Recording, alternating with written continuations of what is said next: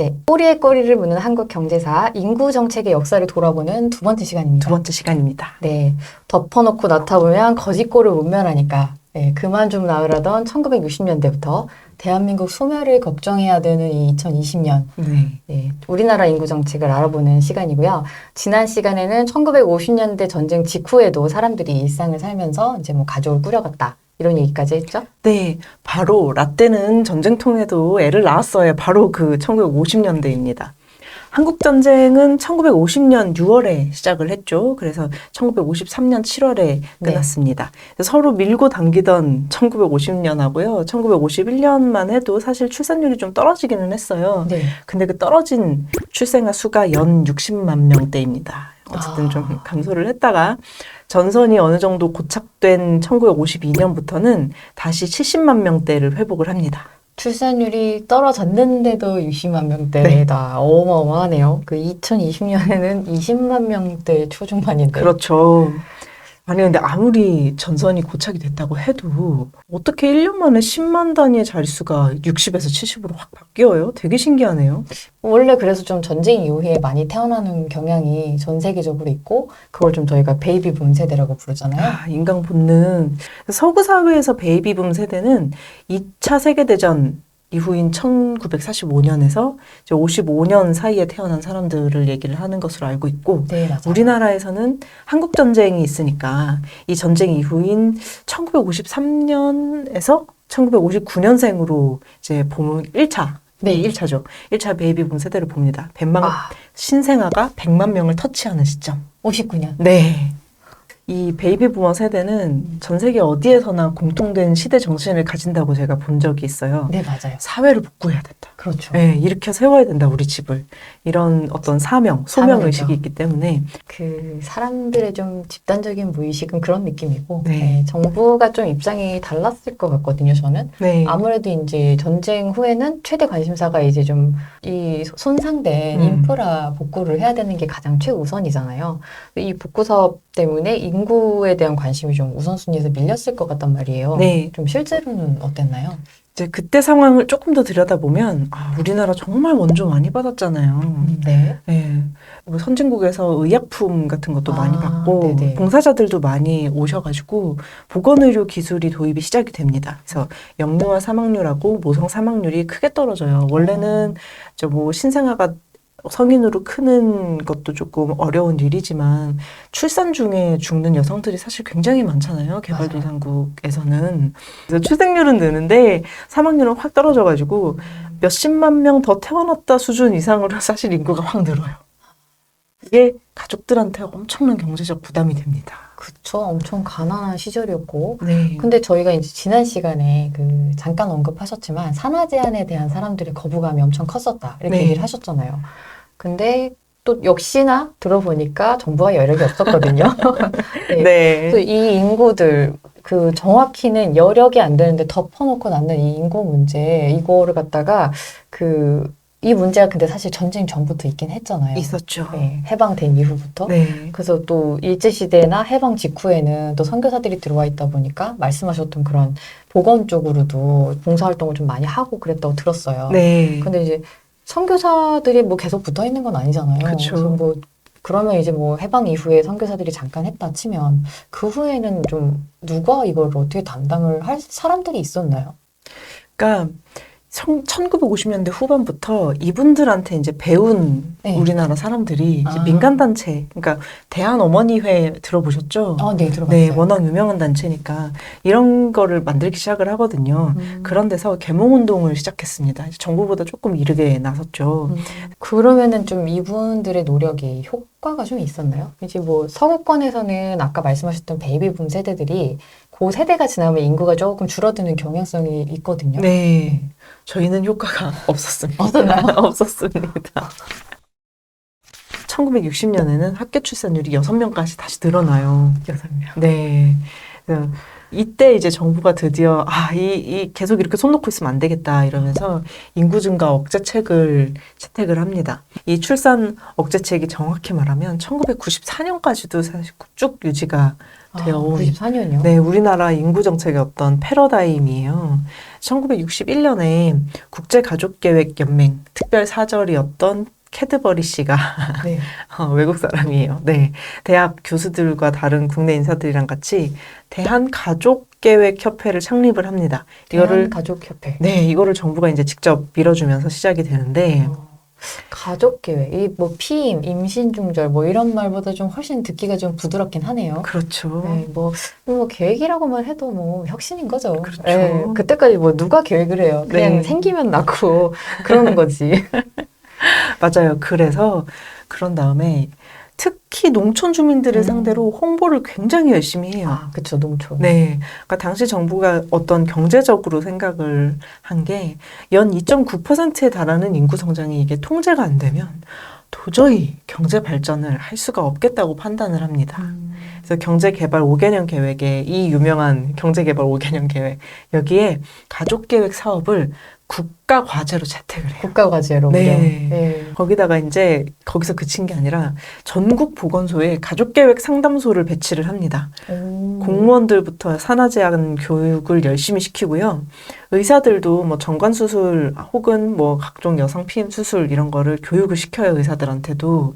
그래서 1964년부터는 가족계획 사업비가 일반 예산의 일부가 아니고요. 이제 돈 이렇게 쓸 건데 그 중에 요만큼 있어 이게 아니라 우선순위로다가 가족계획 사업에 대한 예산 먼저 떼놓고 나머지 돈을 가지고 뭐 일반적으로 배분을 시작을 하겠다 이런 식으로 바꿔버려요. 이게 국가 사업에서 굉장히 뭐 얼마나 우선순위인지 느낌이 딱 오네요. 네, 문제는 이게 약간 빈익빈 부익부의 어떤 그런 그 전통이 있는데 도시는 사실은 조금 이런 문제에서 어느 정도 상대적으로 자유로운 편이고 농촌의 인구 폭증이 좀 문제였는데 시술만큼 확실한 피임법이 없잖아요. 그렇죠? 그걸 할 수 있는 의사가 다 도시에 있는 거예요. 아, 그러네요. 이런 식으로 뭔가 조치를 취할 수 있는 사람들이 다 대도시 지역에서 활동을 하고 있으니까 정부가 미국에서 지프차를 200대를 받아와요. 와. 이거 타고 다니면서 이동 시술을 시켜주겠다는 거죠.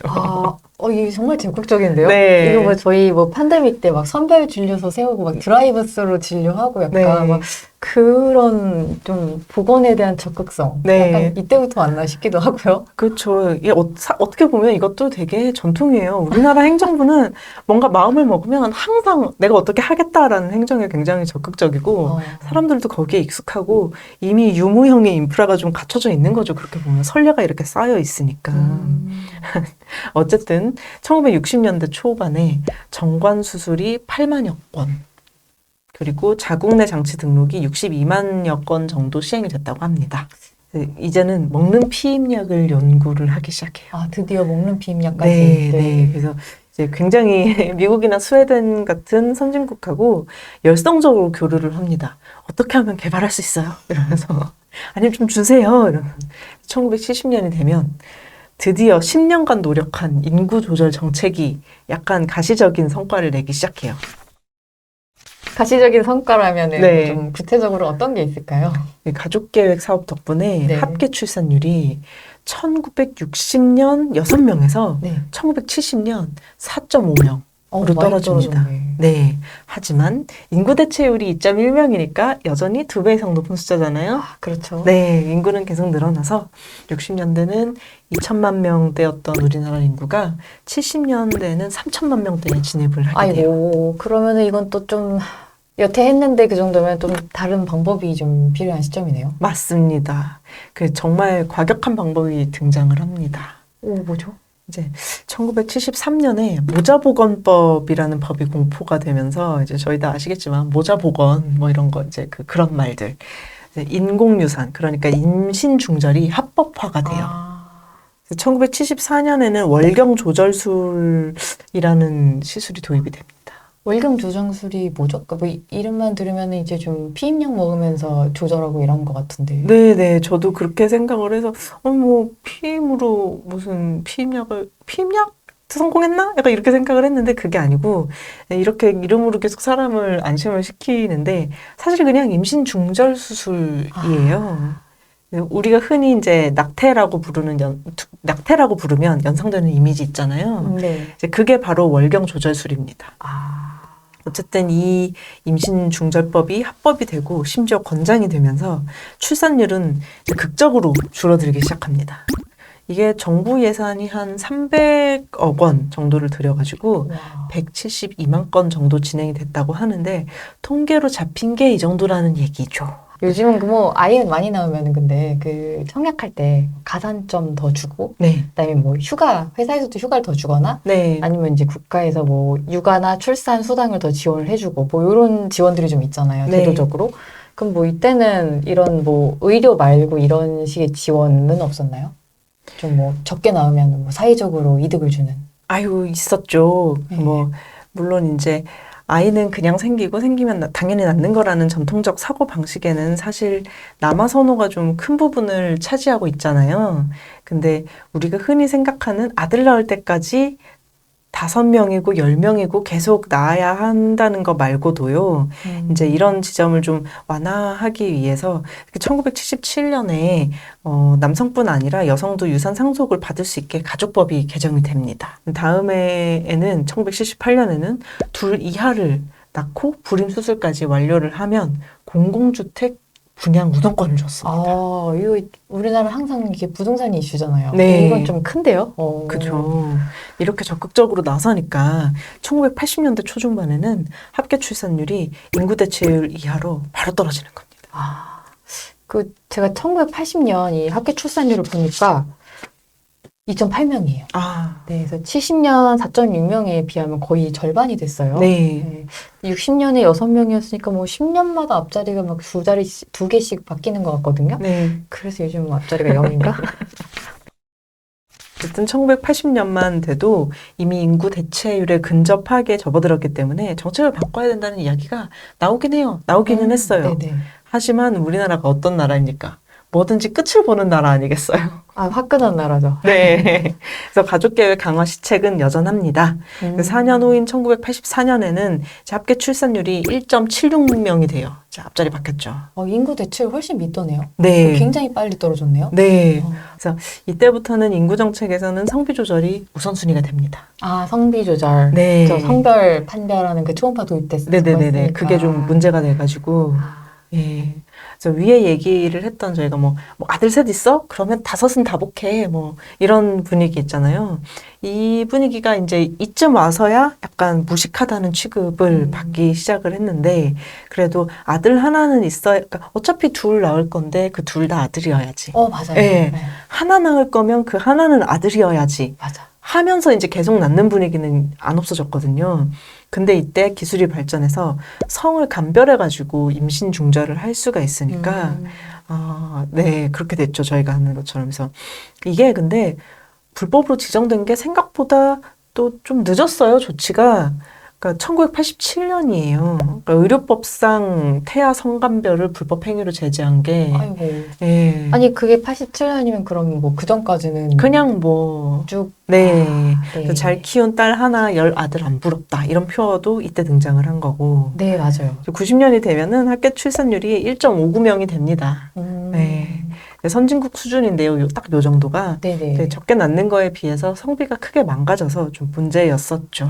그래서 이제 현재 전국적으로 1990년에서 2000년대생인 남성, 20대죠? 네. 20대 남성이 이제 같은 연령대 여성보다 33만 명이 더 많다고 합니다.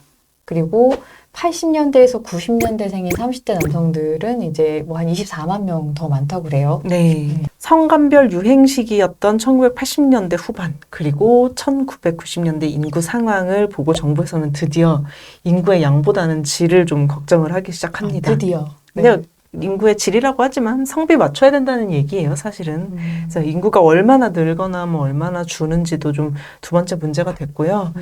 이게 1996년에 인구 억제책이 드디어 공식적으로 폐지가 되는데 그리고 나서 등장한 인구 정책이 인구 자질 향상 그리고 이제 복지 향상 이게 등장을 한 배경이 됩니다. 네, 그런데 바뀌었잖아요. 네. 이게 1996년에 하지만 다음해 1997년 우리가 무엇을 겪었습니까? 외환위기요. 그렇죠. 아이고. 이게 정말 뭔가 쉽지 이제 않네. 바꿔야 되는 시점에 너무 큰 충격을 받아버리니까. 그래서 1950년대 정부가 전후복구를 하느라고 인구정책에 신경 쓸 여력이 없었다면 네. 1990년대 후반에는 이제 외환위기를 극복을 하느라고 이거를 또 인구정책은 약간 좀 뒤로 밀려요. 제가 보니까 90년대 들어서 70만 명을 유지하던 출생아 수가요. 네. 96년에 앞자리가 바뀌어서 60만 명이 되거든요. 네. 그러니까 60만 명대가 되거든요. 네. 69만 명으로 떨어져서 99년에 3년 만에 62만 명을 찍어요. 네. 그리고 다음 해인 00년, 2000년에는 64만 명으로 잠깐 뭐 2만 명 정도 반등을 했다가 이제 2001년에 바로 55만 명으로 떨어지고요. 정말 쭉쭉 떨어지네요. 네. 이 당시에는 뭐 출산율이나 인구 증감에 대해서 정부가 그렇게 막, 물론 눈앞에 뭐 수치가 있고 해결을 해야겠다라고 하는데 그게 막 엄청 절박하지는 않았던 거죠. 네. 일단 외환위기 대처하느라 정신이 없기도 했겠지만, 내 눈앞에 급한 일이 있는데 당장 이제 불을 끄고 봐야지 하면서 좀 이쪽에 대해서는 안일하게 생각했던 면이 저는 있다고 봐요. 2002년에 뭐 월드컵 치르고 저희가 좀 경기 회복되면서 뭐 웰빙도 트렌드가 되고 그랬잖아요. 근데 뭐 그렇게 낙관적인 분위기가 됐지만 오히려 이제 뭐 2002년부터 보면은 뭐 그 49만 명으로 내려가요, 이제. 그래서 그 뒤로 계속 한없이 내려가서 네. 영영 올라오지를 않아요.